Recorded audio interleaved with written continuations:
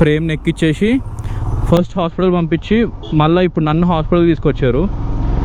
Present అయితే సన్నీ హాస్పిటల్లో ఉన్నాడు.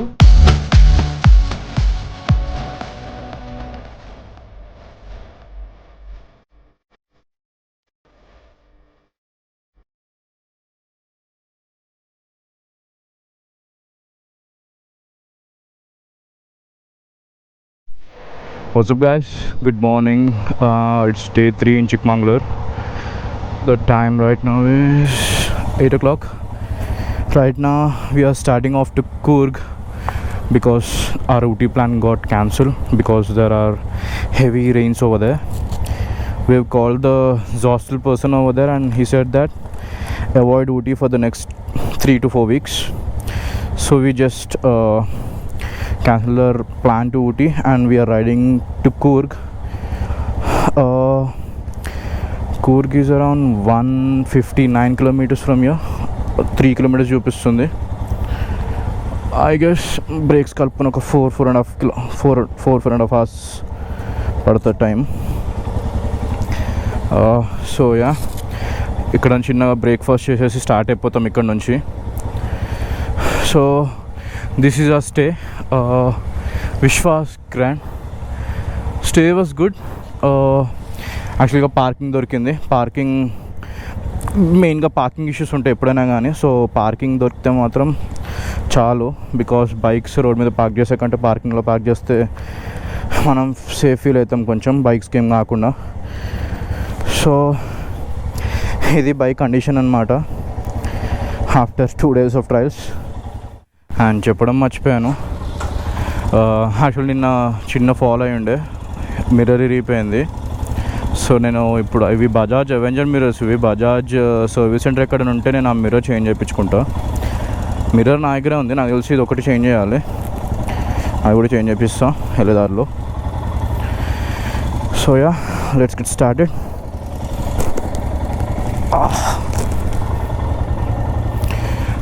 జై శ్రీకృష్ణాయ నమః.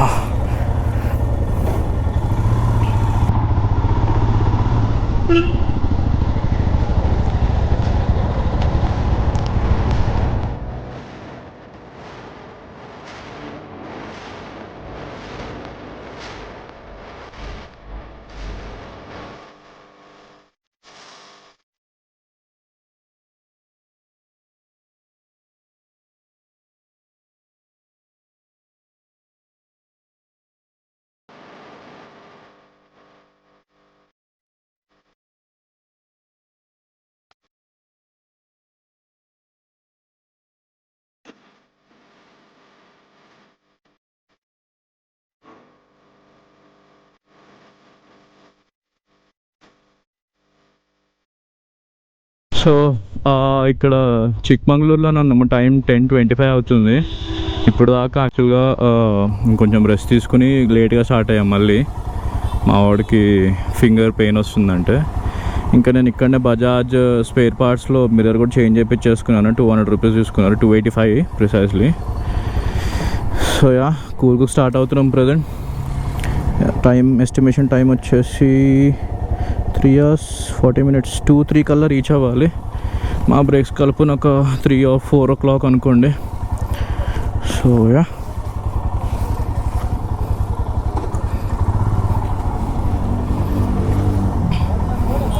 ఇక్కడ ఫుల్ ఎండగా ఉంది కింద ఈరోజు, చాలా ఎండగా ఉంది.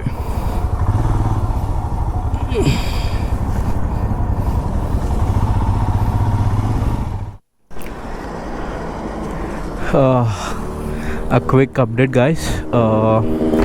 యాక్చువల్గా ఇంకా మేము చిక్మంగళూరులోనే ఉన్నాం, బేలూరు రూట్లో ఉన్నాం. ఇందాక మా బ్రదర్ ప్రేమ్ ఉన్నాడు కదా సెకండ్ రైడర్, తనకి గ్లౌజ్ లేవు యాక్చువల్గా. సో ఇదే రైడింగ్ గేర్ ఎందుకు ఇంపార్టెంట్ అంటే దీనికోసమే. ఏదో చిన్న పురుగు లాంటిది రైడింగ్ ఆ స్పీడ్లో కుట్టింది. ఏమైందంటే వెంటనే స్వెల్లింగ్ వచ్చేసి బాడీ అంతా ఇచ్చింగ్, నోస్ మొత్తం స్వెల్లింగ్ వచ్చేసింది, ఫింగర్ మొత్తం స్వెల్లింగ్ వచ్చేసింది. అసలు ఇంకా పక్కనే మెడికల్ షాప్ ఉంది కాబట్టి వాళ్ళు ఒక సిరింజ్ ఇంజెక్షన్ చేసి వెంటనే ట్యాబ్లెట్స్ వేశారు. ప్రస్తుతానికి అయితే కొంచెం రెస్ట్ తీసుకుంటున్నాడు. ఐ గెస్ ఇంకొక హాఫ్ అన్ అవర్లో స్టార్ట్ అవుతాం ఇక్కడ నుంచి. మేబీ కూర్గుకి వెళ్ళాక వ్లాగ్ చేస్తాను. ఈ మధ్యలో కూడా వ్లాగ్ చేయడానికి గోప్రోలో ఛార్జింగ్ కూడా తక్కువ ఉంది. సో ఐ గెస్ అక్కడ కూర్గుకి వెళ్ళాక మీకు అప్డేట్ ఇస్తాను నేను. సో సీన్ ఏమైందంటే, పొద్దున చెప్పిన కదా సన్నియానికి ఒక పురుగు కుట్టింది. అప్పటికి ఇంజెక్షన్స్ అవి చేయించుకున్నాడు. కాకపోతే వితిన్ ఒక 10 కిలోమీటర్స్ రాగానే వాడు కళ్ళు తిరుగుతున్నట్టు, మొత్తం అంతా బాడీ అంతా స్వెల్లింగ్ వచ్చింది, మొత్తం అంతా ఇంకా ఇన్ఫ్లమేషన్ వచ్చేసింది వానికి. సో అంబులెన్స్కి కాల్ చేస్తేనేమో ఈరోజు ఇక్కడ స్ట్రైక్ అంట, ఏదో స్ట్రైక్ నడుస్తుందంట 2 days. సో హాస్పిటల్స్ ఏవి లేవు. సో లక్కీగా ఇంకా ఈ బ్రదర్ ఉన్నారు కదా, ఆయన ఆపి వేరే వాళ్ళ బండి మీద ప్రేమ్ని ఎక్కిచ్చేసి ఫస్ట్ హాస్పిటల్ పంపించి మళ్ళీ ఇప్పుడు నన్ను హాస్పిటల్ తీసుకొచ్చారు. ప్రెజెంట్ అయితే సన్నీ హాస్పిటల్లో ఉన్నాడు, ఫ్లూయిడ్స్ ఎక్కిస్తున్నారు.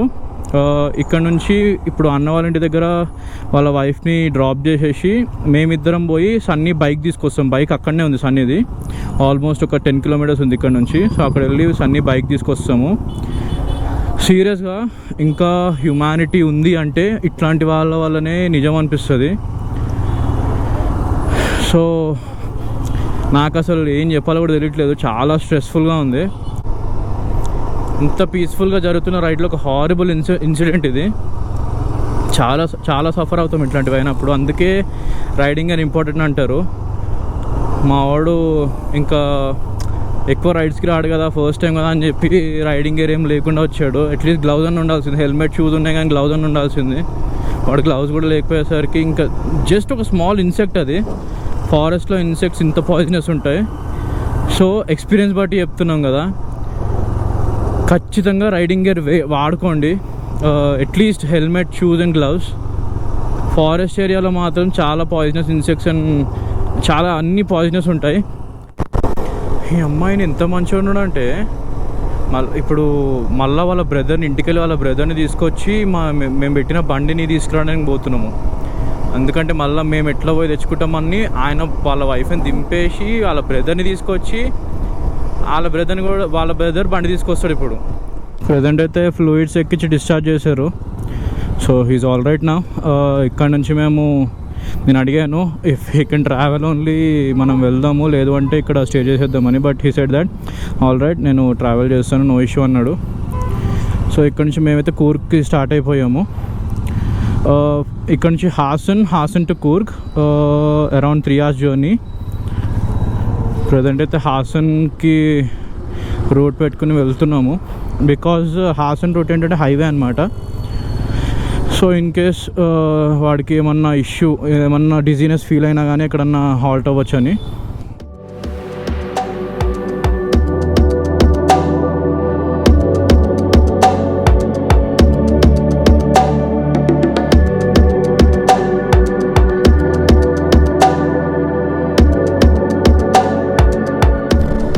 మీకు కూర్గ్ వెళ్ళే రూట్లో మీకు ఇట్లా అన్నీ ఆదివాసీ హెయిర్ ఆయిల్ స్టాండ్స్ పెట్టి స్టాల్స్ అమ్ముతూ ఉంటారు అనమాట. బేసిక్గా మధ్య బాగా ట్రెండ్ అయింది కదా ఆదివాసీ హెయిర్ ఆయిల్, జుట్లు కిలోమీటర్లు పెంచేస్తూ ఉంటారు. అవి ఎంతవరకు పనిచేస్తారో నాకు తెలియదు. బట్ ఈ రోడ్ మొత్తం అవే ఉన్నాయి. ఇట్లా ఆపుతూ ఉంటారు, ఇట్లా అమ్ముతూ ఉంటారు స్టాల్స్. ఎవ్రీ 10-15 మీటర్స్కి ఒక స్టాల్ ఉంటుంది. ఇలా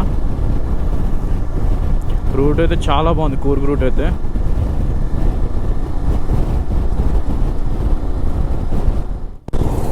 ప్రజెంట్ అయితే దిస్ ఇస్ హాసన్. ఇక్కడ నుంచి 109 kilometers to Coorg.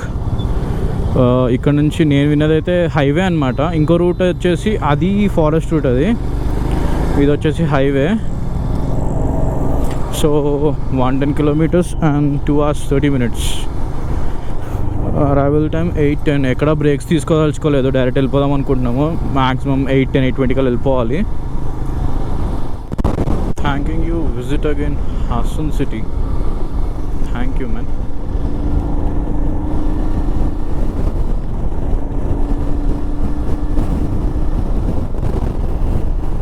This highway to Coorg is beautiful ante.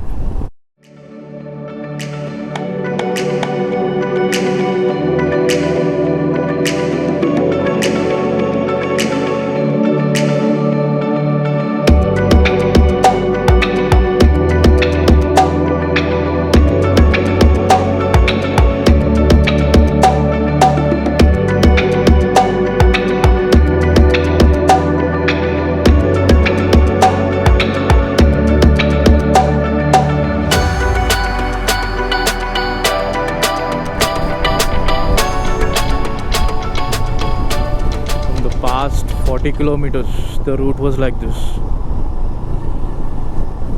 అసలు మాటలే లేవు ఈ రూట్కి. ఎంత స్మూత్ రోడ్, ఎంత నీట్ రోడ్, ఎంత అసలు క్రేజీ హైవే ఇది మాత్రం.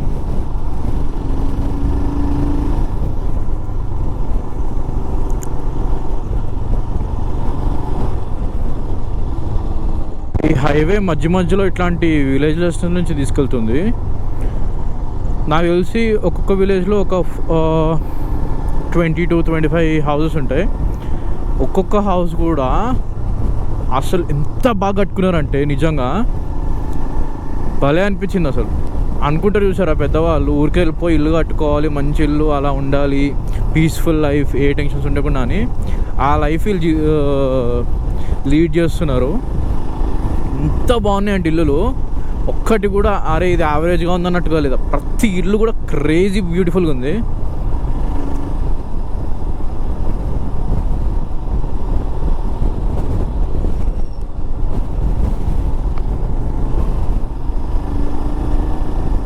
అది చూడండి ఎంత నీట్గా ఉన్నాయి ఇల్లులు, ఎంత బాగున్నాయి ఇల్లులు ఇక్కడ. ఇవి ఇంకా కొంచెం ఓల్డ్ హౌసెస్ అనుకుంటా, కొత్తగా కట్టినవి అయితే మంచి ఆర్కిటెక్చర్ తోటి బాగా కట్టుకున్నారు.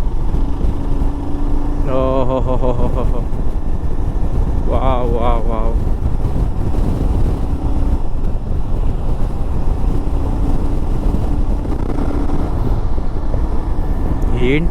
ఏంటిది అసలు మ్యాన్.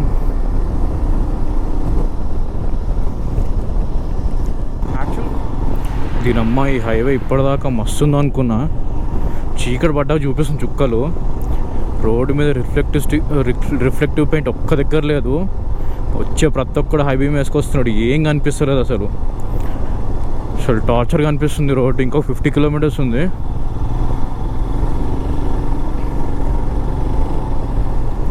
ఈ మార్కింగ్స్ అసలు రోడ్డు మీద రిఫ్లెక్టివ్ పెయింటే లేదు అసలు.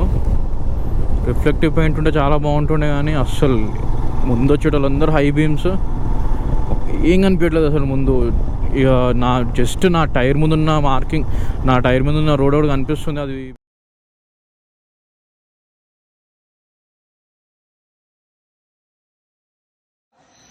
వాట్సాప్ గైస్, సీన్ ఏంటంటే ఊటీ వెళ్ళలేదు, కూర్కు వచ్చినాం.